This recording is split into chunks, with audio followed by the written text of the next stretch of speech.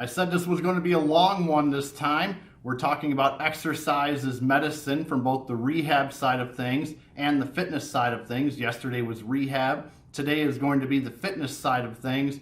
Exercise is medicine. What does that mean for people who are non-prescribing, non-diagnostic individuals? And what does this mean for the clients involved with what their responsibility is in the exercise is medicine department? We're going to talk about all that today on the podcast, part 2 of Exercise is Medicine, coming to you after the intro. Don't go anywhere.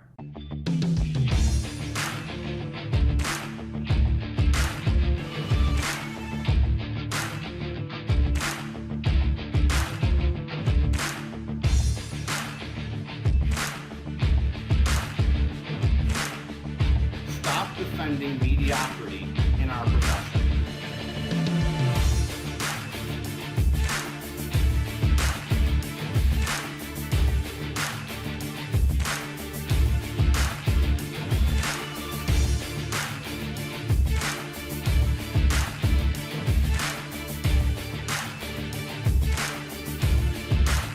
Welcome back, and thank you very much for joining me on the Dr. Krol PT and Fitness Podcast. I am your host, Dr. Lee Krol, physical therapist, and we are talking about part 2 of the exercise is medicine idea. Yesterday we talked about the rehab side of things, what this means for providers, what this really means for patients, and what to look for on both ends. But today we're going to be talking to the fitness side of things. And if you're a fitness provider, a fitness professional, personal trainer, yoga instructor, Pilates instructor, etc., this is really applying to you at the first half and to the clients and exercisers on the second half. So the idea that exercise is medicine really means we have to treat it with the same respect that we would treat a pharmaceutical.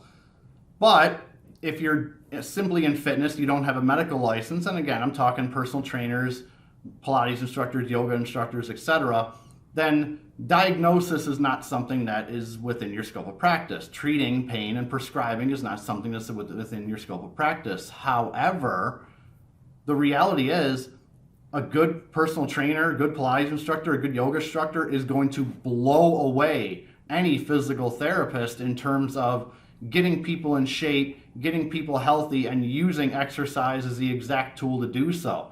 The best personal trainers I know are way better than any physical therapists I know in terms of getting people in shape, getting changes to body composition, and getting lifelong habits and changes built. They're just way better at it than we are. A lot of people will go to a yoga instructor and a Pilates instructor, and I know several good ones, very good ones, that will do a far better job with the day in and day out coaching and training using exercise as a tool. However, it doesn't get anybody off the hook with still the idea that exercise has a lot of the same qualities as a pharmaceutical. It has a dosage limit, meaning that if exercise is given out and the dose is too high, then people may have an adverse reaction to it, especially over time. Usually not an immediate one, but sometimes it depends on what you're doing. And every exercise isn't good for every single individual. The same way a pharmaceutical isn't good for every single individual. Someone can take a statin over here, perfectly fine, doing exactly what it's supposed to be doing, no adverse side effects. Another person can take the same statin and have all sorts of side effects and not be able to take it, just not be able to tolerate that type of medication.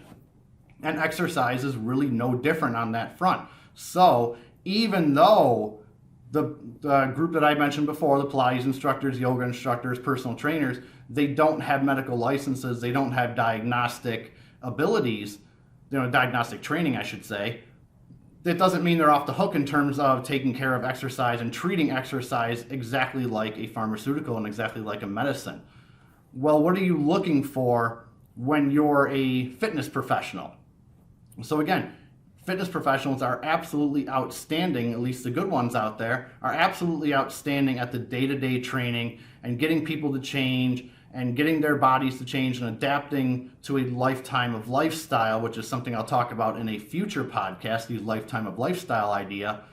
They're far better at it than physical therapists are. A lot of times physical therapists will work with someone, and when they're out of pain, they're out of dysfunction or their insurance authorization runs out, unfortunately. That's one way we discharge, and that's a really unfortunate thing. When that happens, we usually tell people, okay, we want you to go exercise, go be active. And the average patient has no idea how to do that. Or if they were already exercising and active, we haven't given them any real changes or real modifications or reasonable modifications to what they were doing so that they can continue just altering the path a little bit. This is where the personal trainer, the coach, the yoga instructor, the dance instructor, the Pilates instructor, this is where you all come in. You guys are actually a lot better at it than we are, but we have to make sure we start at the right place. So, even though you don't have the diagnostic education, you have the screening ability. You can look at a person and unload them and say, okay, this person isn't squatting well. There's something mechanically wrong with their squat. It's not a medical issue, it's a mechanical issue. There's just something not right about it. They're either lacking dorsiflexion in their ankles, they're lacking tibial internal rotation, they're holding their breath, it's thoracic mobility issue. It doesn't matter what it is, but that is well within your range to do something about that. You would be remiss to say, okay, we're just going to keep squatting, we're going to keep doing this to fatigue, we're going to keep adding load and hope that it gets better. On the training side of things, you guys should really be looking for, okay, is there something wrong with the basic movement pattern of a squat, of a lunge, of a roll, of their core function? Are their glutes turning on when they're supposed to? It's not really a matter of weakness. It's more a matter of, are they turning on when they're supposed to?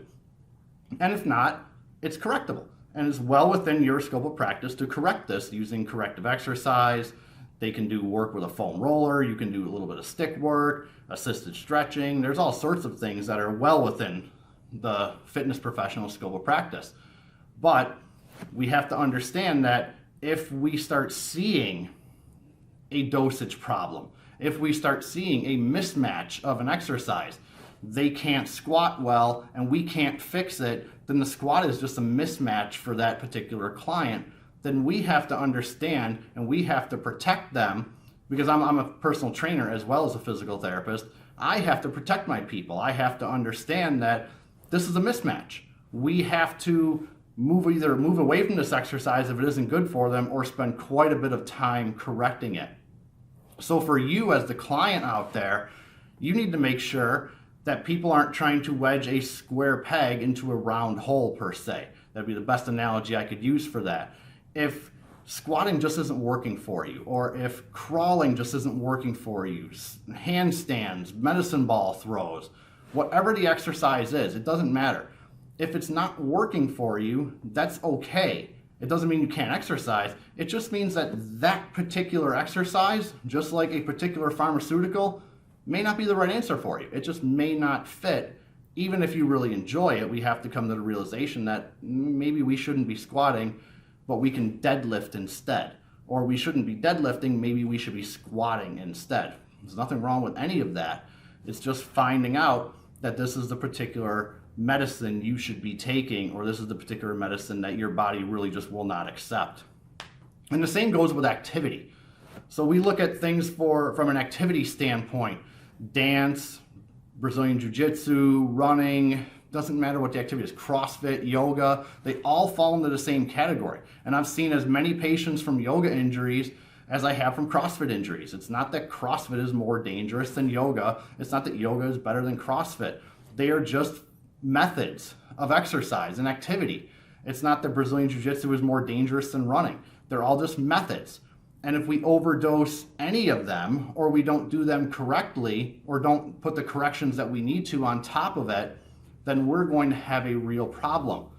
So for the coaches out there, again, I would not expect a Brazilian Jiu-Jitsu instructor to know all about corrective exercise and how to modify things for their clients as they need to.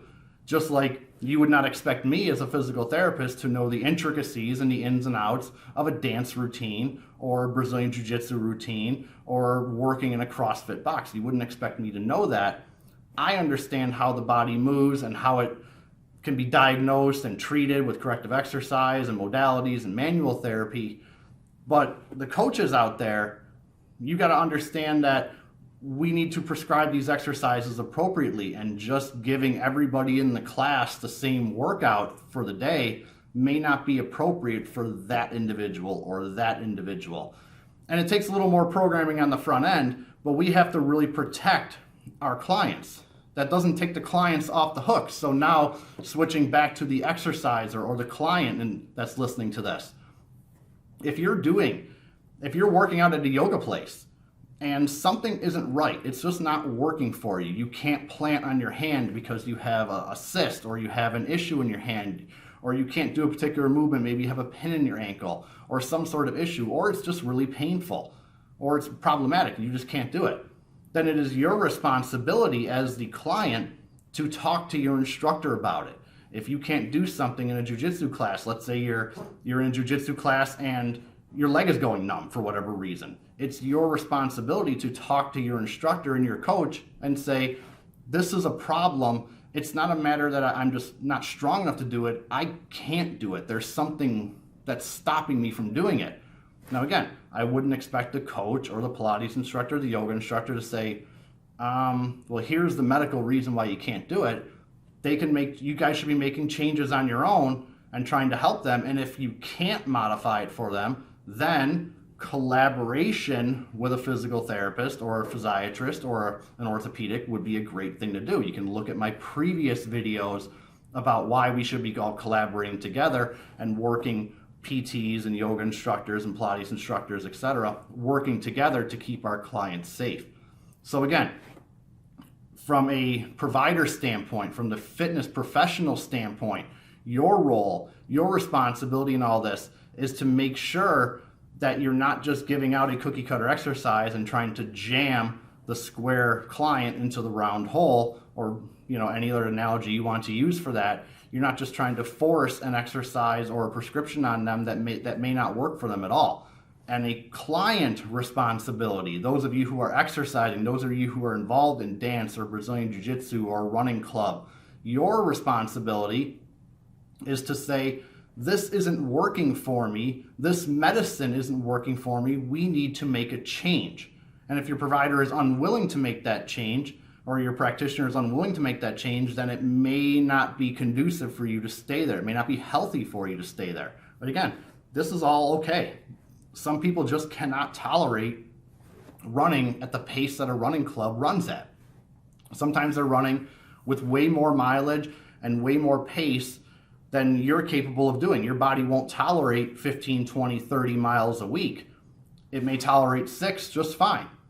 Go do 6. Go find people who will work 6 with you. Only do 6 with the running club if that's possible. Same with Brazilian Jiu-Jitsu. You may find that if you're a bottom player, your lower back becomes really problematic, or your legs start going numb if you work in Brazilian Jiu-Jitsu 4 to 6 days a week. Maybe 2 days a week is better, and then working on something like Thai, boxing, striking for the other 2 to 3 days would be a better fit for your body. These are the limitations that we have to live with, just the same limitations we would have to live with pharmaceuticals. A statin may be really good for you. It may help with the cholesterol issue. However, you can't take it, so we have to do something else. Maybe diet is a better option instead of a pharmaceutical. We just have to find what works for all of us. And the client responsibility, as I've said before, you have to help determine what works well for you. Honestly, the medical and fitness professionals, we know your body better than you do.